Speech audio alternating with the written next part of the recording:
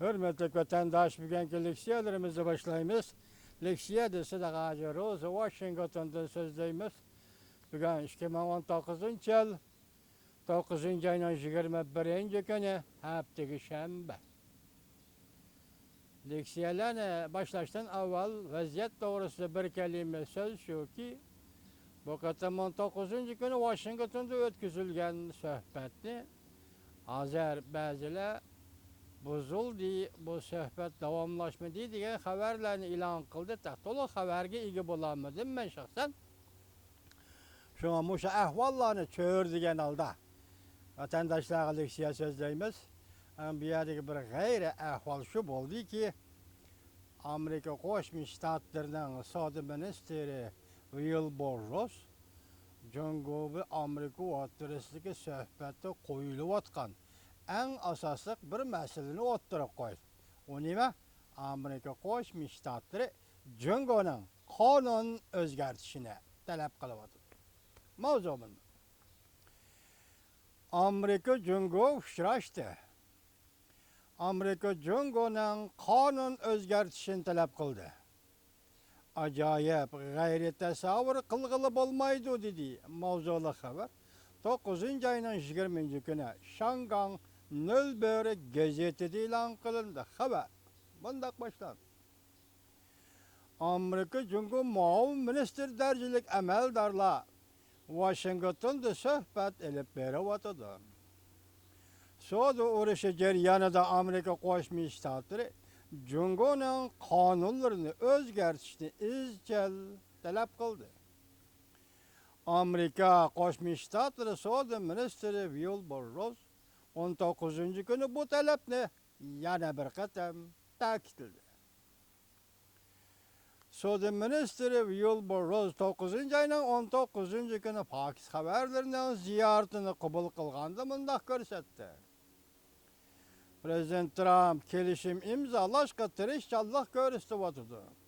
Beijing'in ait çoğun korkatlamlık ıslahat elip verişi lazım. Wilbur Ross yana mındak görsetti. Amerika Koşmuş Ştatlarının düzeltmekçi bolu vatkanı ait eğer muazinetleştiriştir. Ait eğer ama naiti eğer muazinetsizlikte tüketiştir. Demek tanrılıktan barlık keltirip ve tanrısızlıktan yok diyen mani. Yalğız soda kızıl rakameli emez.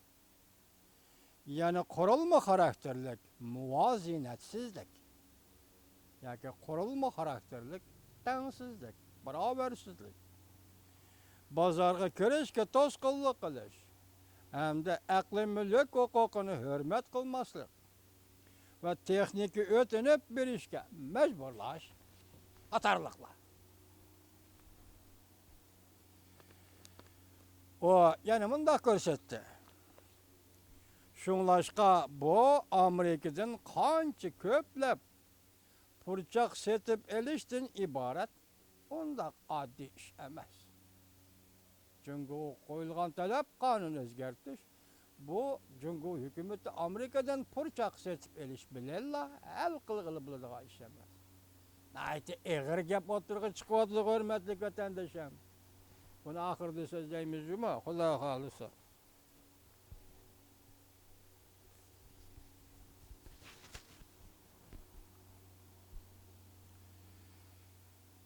Bundak adi işemez. Wilbur Ross yana bundak görsetti. Amerika'nın bazı ölçemlerden qaraganda Cumhurbaşkanı kanunları acayip, galete kanunlardır. Mesela, xususi şirketlerinin her bir taraf veya ki casusluk organları bilen birleşip iş qilishni talep qilishdir. Cumhurda bu şirketler, xususi şirketler ama her bir taraf hizmet qiladi, axborot organları hizmet qiladi. Ularning nima ish qilayotganligini har qanday kishiga bildirilmasligi kerak.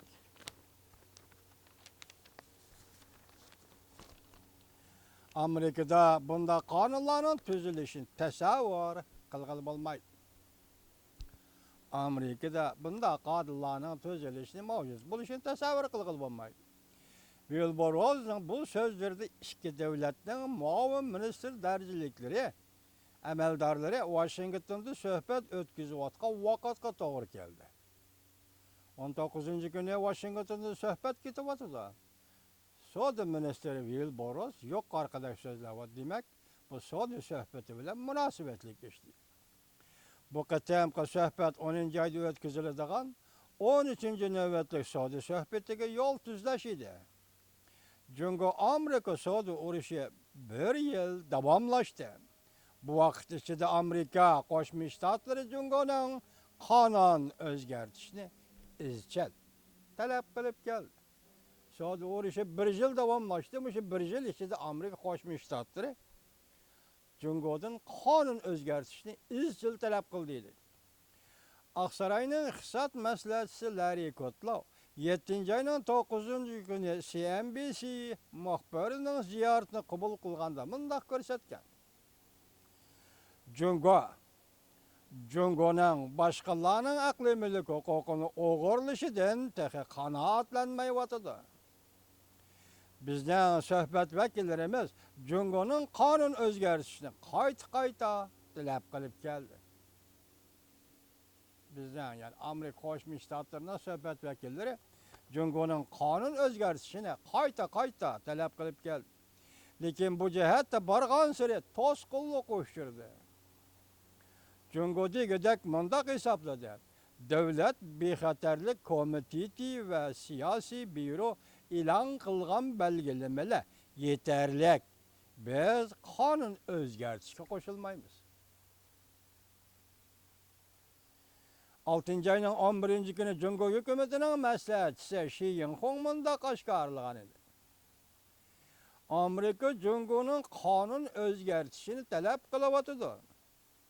Bu 5. ayda ikki davlat o'rtasidagi suhbatning to'xtab qolishining muhim sababi edi. Maslahatchi Shi Yinhong mundaq dedi. Amerika Cungo'nun nayt zo'r ko'lamda qonun o'zgartishini talab qilyapti. Bir ikki modda emas, nayt ko'p.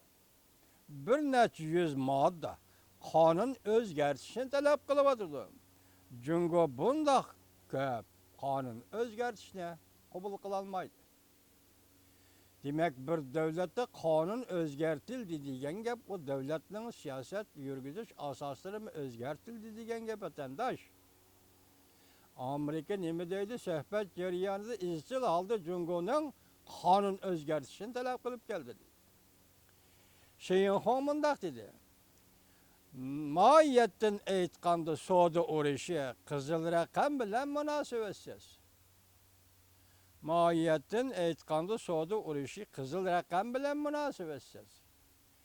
Amerika Qo'shma Shtatlari Cungo Kompartiyasining davlat ichi va sirtida davlat boshqarishini va iqtisodiy faoliyatlar shaklini o'zgartishni talab qilyapti. Andak yerden geldi bu gap vatandaş, dikkat kıldınız mı? Andak eğer gap bu, eğer talep bu. Ben yana bir okpurayma abzasını anlıveren vatandaşım. Shi Yinhong degan bu kişi Cungo Kompartiyasi hükümetinin maslahatchisi ekan. Şu kişi da'vatidir buni. Mohiyatdan aytganda Cungo Amerika o'rtasidagi savdo urushi qizil raqam bilan munosabatsiz. Soda qizil raqami deb keldik, buni bilan munosabatsiz soda urushi edi. Amerika Qo'shma Shtatlari Cungo Kompartiyasining davlat ichi va sirtida davlat boshqarishni va iqtisodiy faoliyatlar shaklini o'zgartishni talab qilyapti. Buning ma'nosi nima? Butun Cungoning navbatdagi siyosatini o'zgartishsa, mayli millatlar siyosati bo'lsin, mayli iqtisod siyosati bo'lsin, mayli qonun tegishli qonunga munosabatli qonunga qandoq yo'l qo'yish va qonunni qandoq tuzishga munosabatli siyosatlar bo'lsin, hammani o'zgartish. Qonunni o'zgartish demak bir davlatni negizidan, tubidan o'zgartish deganlik bo'ladi. Chunki biz boshda deb kelyapmiz, Cungoning qonuni bu qonun emas, bu siyosat dedik. Modlashtirilgan, tarkiblarga bo'lingan modlashtirilgan siyosat dedi, qonun emas dedik vatandoshlar yaqinda. Shunday gap. Endi bu yerda hozir Wilbur Ross Amerika Qo'shma Shtatlarining Savdo ministri Yo'lboshroz nayti zo'r masalani.